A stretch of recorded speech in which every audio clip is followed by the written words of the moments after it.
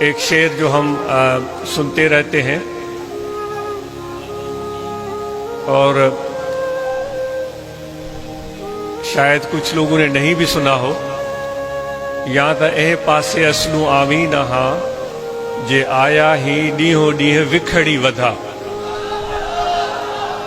یا تو اس طرف تجھے آنا ہی نہیں چاہیے تھا، اگر آ گیا ہے تو لفظ ہے وکھڑی. یہ تصغیر کا ایک طریقہ ہے جو سندھی زبان میں تو بہت زیادہ استعمال ہوتا ہے، اسی طرح سرائکی زبان میں جس کی تھوڑی بہت شدھ بدھ ہے. سندھی زبان میں ہم بولتے ہیں چھوٹے کو ننڈو، اور بھی عاجزی کا لفظ اس میں ڈال دیں تو ننڈڑو، اور بھی کریں تو صفا ننڈڑو. یہ تصغیر کا ایک، یہ بھی عربی کا ایک کی اصطلاح ہے. سندھی گرامر کی بھی کوئی ضرور اصطلاح ہوگی اس کے لیے. تو ایک تو ہوتا ہے لفظ جو سرائکی اور سندھی میں بولا جاتا ہے وکھ،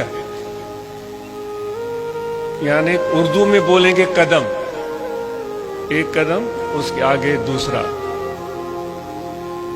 تو ہو سکتا ہے یہ شعر خواجہ غلام فرید کا ہو، واللہ عالم. وہ فرماتے ہیں یا تو اے پاسے اس طرف تمہیں آنا نہیں چاہیے تھا، جے آ گیا ہے تو وکھ ودھا. وہ لفظ وکھ بھی نہیں بول رہے ہیں، وکھڑی تصغیر کا لفظ استعمال کر رہے ہیں. وکھڑی کا مفہوم اردو میں کیا بنتا ہے؟ چھوٹا سا قدم، ایک بڑا قدم، ایک درمیانہ قدم، ایک چھوٹا سا قدم.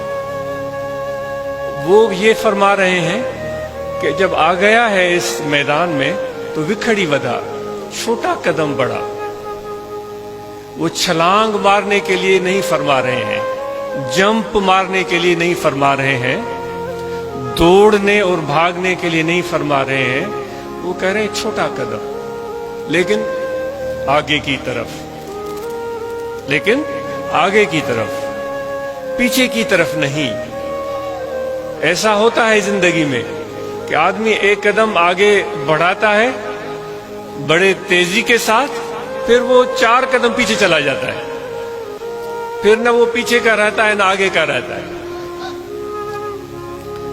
تو جب قدم، یعنی پہلے تو وہ کہہ رہے ہیں کہ تمہیں آنا نہیں چاہیے تھا، سوچ لینا چاہیے تھا کہ مجھے جانا ہے کہ نہیں جانا. جب تو آیا ہے تو وہ سمجھتے ہیں کہ تو سوچ سمجھ کے آیا ہوگا، غور و فکر کر کے آیا ہوگا. جب یہ فیصلہ لے لیا ہے تو پھر ایک قدم آگے، چھوٹا قدم آگے کی طرف رکھ. تو یہ جماعت بھی اسی مفہوم کو سمجھے، ہم سب اس مفہوم کو سمجھے کہ ہم جب مل جل کے قدم آگے رکھتے ہیں پھر پیچھے نہیں لیتے، اور لینا بھی نہیں چاہیے، لینا بھی نہیں چاہیے. اور کبھی بھی ہمیں جو ایک ماضی کے افسانے ہوتے ہیں اس میں ہم گم ہو جاتے ہیں اور پھر اس تصورات میں ہی کھوئے رہتے ہیں کہ میرا باپ جو تھا وہ بادشاہ تھا، میرا دادا جو تھا وہ تو شہنشاہ تھا، پر دادا جو تھا اس کو تو سکندر تھا. اس طرح کی ماضی کے افسانوں میں ہم کھوئے رہتے ہیں، جبکہ حال کے جو چیلنجز ہوتے ہیں جو ہمیں پکار رہے ہوتے ہیں کہ مرد ہے تو اتر آگے بڑھ اور مجھ کو سنبھال، اس سے ہم پہلو تہی کرنے کے لیے ہم پیچھے کی طرف سوچنا شروع کر دیتے ہیں. ہم اور آپ حال کے مرد بنے، اس لمحے کے مرد بنے. اس وقت کیا چیلنج ہے جو ہمارے سامنے ہے، پہلے تو اس کو سمجھنے کی ضرورت ہوتی ہے، پھر اس کو ٹیکل کرنے کی ضرورت ہوتی ہے، اس کو لینے کی ضرورت ہوتی ہے. یہ بہت بڑا فیصلہ ہوتا ہے. جب سمجھ گیا کہ یہ میری ذمہ داری ہے، جب سمجھ گیا کہ میں اس کو سنبھالوں گا، اس میں ہاتھ ڈالوں گا، تو پھر اللہ تعالیٰ فرماتا ہے ان تنصر اللہ ینصرکم. تم جب اللہ کی مدد کرتے ہو اللہ تعالیٰ کی مدد پہنچ جاتی ہے. صحیح طریقے سے جب اس مشکل کو تم سنبھالنے کی کوشش کرتے ہو اللہ تعالیٰ کی مدد پہنچتی ہے، کامیابی کے راستے کھلتے ہیں. تو اس لیے اس جماعت کو مل جل کے چھوٹے چھوٹے قدم آگے لینے ہیں. ہمیں یہ دوبارہ عاجز عرض کر رہا ہے کہ ہم ریس لگانے نہیں جا رہے ہیں. ریس لگانے والے تھک جاتے ہیں. آپ نے وہ مثال سنی ہوگی جو ایک کچھوے اور خرگوش کی کہانی تھی کہ خرگوش نے کچھوے کو چیلنج کیا تھا کہ تم مجھ سے، یا خرگوش نے اس کو بولا تھا کہ چلو ریس لگاتے ہیں. خرگوش نے سوچا کہ یہ کچھوا بیچارہ تو کچھوے کی چال چلتا ہے، آہستہ آہستہ آہستہ، اس کو تو ٹائم لگتا ہے، میں اتنا تیز رفتار کہ میری کتے بھی میری ہوا کو نہیں سونگھ پاتے، یہ کیا ہوتا ہے. خرگوش نے کہا چلو دوڑ لگاتے. خرگوش نے ایک تیز دوڑ لگائی، تھوڑا تھک گیا، دیکھا خرگوش نے دیکھا وہ کچھوا پیچھے تھا اور وہ وہاں پر بیٹھ گیا سانس لینے کے لیے اور اس کو نیند ہی آ گئی. پھر اس نے دیکھا تھوڑا قریب پہنچا ہے، اس نے ایک اور تیز دوڑ لگائی اور پھر کافی فاصلے پر چلا گیا. پھر وہ تھک گیا، پھر وہ آنکھ بند کر کے سو گیا. جب اس کی آنکھ کھلی تو دیکھا جو فنش لائن تھا، جو ایک فنشنگ پوائنٹ تھی جہاں پہنچنے والا ریس جیت جاتا، وہاں کچھوا پہنچ رہا تھا اور یہ نیند سے اٹھ رہا تھا.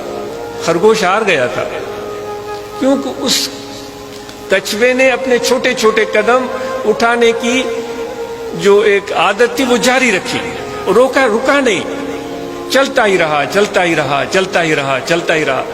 تو اس تیز رفتار خرگوش سے وہ بازی جیت گیا. یہ صرف ہمارے ادب کی کہانی نہیں ہے، یہ عربی ادب میں بھی یہ کہانی ملتی ہے، یہ انگلش لٹریچر میں بھی یہ کہانی ملتی ہے، پوری دنیا میں یہ کہانی ملتی ہے. یعنی کہا جا سکتا ہے یہ ایک مانی ہوئی حقیقت ہے، یہ ایک مانی ہوئی حقیقت ہے. تو دوستو، ہم نے بھی قدم آگے، چھوٹے چھوٹے قدم آگے رکھنے ہیں، بڑھتے جانا ہے. اور یہ ہماری روحانی جو تربیت ہے اس کا سلسلہ بھی ایسے چلتا ہے. لوگ آتے ہیں کہتے ہیں کہ چٹ مٹ منگنی پٹ گیا، مجھے یہیں پر جو ہے نا وہ چوغا بھی پہنا دو، امامہ بھی پہنا دو، داڑھی بھی لگا دو، اور مجھے خلافت بھی دے دو، پیر بھی بنا دو، درگاہ بھی بنا دو. یہ چیزیں کوئی کھیل تماشا نہیں ہوتی دوستو، یہ میرے ہاتھ میں نہیں ہوتا، یہ تو خدا کی طرف سے انتخاب ہوتا ہے، یہ اللہ کا انتخاب ہوتا ہے کہ وہ کس کو کس منصب کے لیے یا کس کام کے لیے چن لیتا ہے. ہم یہ کر سکتے ہیں کہ ہم اس کے دربار پر حاضری دیتے رہیں، ہم خدمت کے لیے حاضر رہیں، ہم اپنی کوششوں کو جاری رکھیں. کیا ہوتا ہے کیا نہیں ہوتا یہ اللہ تعالیٰ کا کام ہوتا ہے. وہ خود فرماتا ہے اللہ یجتبی الیہ من یشاء، میں اپنے دوستی کے لیے جس کو چاہے میں اس کو منتخب کر لوں، یہ میری مرضی ہوتی ہے. تو ہمیں دروازہ کھٹکھٹانا ہے، دروازے پر بیٹھنا ہے، آنا ہے، اپنی امید قائم رکھنی ہے، تعلق جوڑے رکھنا ہے. در راہ طلب مردن شرط است، طلب کی راہ میں چلتے چلتے، یعنی طریقت کی بات ہو رہی ہے، یہ کاروبار کی بات نہیں ہو رہی ہے، یہ کوئی سیاست کی نہیں ہو، اس کی تقاضائیں الگ ہوں گی. میں طریقت کی راہ کی اس وقت بات کر رہا ہوں کہ اس طلب کی راہ میں چلتے جاؤ اور چلتے چلتے سفر کو جاری رکھتے ہوئے تم پر موت آ جائے، یہی کامیابی ہے.